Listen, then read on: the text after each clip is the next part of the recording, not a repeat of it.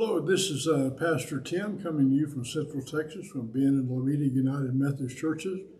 This is Sunday the 8th, the 7th, and the 8th is coming up, the eclipse. I've seen a lot of things, or some things that talk about the end of the world, how the biblical proportion apocalyptic events going to happen. Let me begin by saying, nope.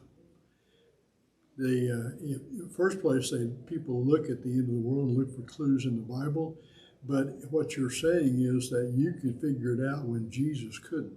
You're saying you're smarter than Jesus, which I sincerely doubt.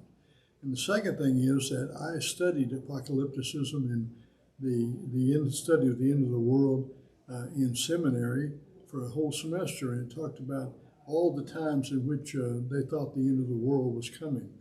The disciples thought it was going to be next week. That's one of the reasons they didn't write down the Gospels earlier, because they didn't need to, that Jesus was coming back and everybody remembered. But that didn't happen. And ever since, people, every time things get bad, they think that it must be the time in which God ends the history and comes back and establishes the kingdom of God. But the problem is that everybody thinks that they live in the worst time in history. They don't look at the positives. They don't look at the blessings God has given us. And they assume they know what God is thinking, that God must be thinking of what they're thinking.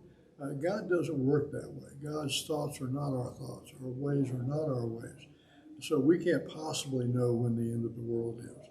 What I think is going to happen tomorrow when this podcast is released is that people are going to be amazed, even when it's cloudy, that such a natural occurrence happened, and then it's going to unhappen, and everybody's going to go about their ways.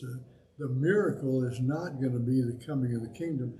The miracle is going to be in people actually loving and caring and forgiving with one another, to do the ministry of Jesus, to proclaim life and hope in his name.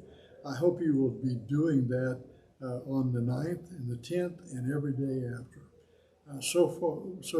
You'll receive this on the day of the eclipse, and I hope that you're enjoying it with family and friends, and that you go about the task of being like Jesus. I'll see you next time.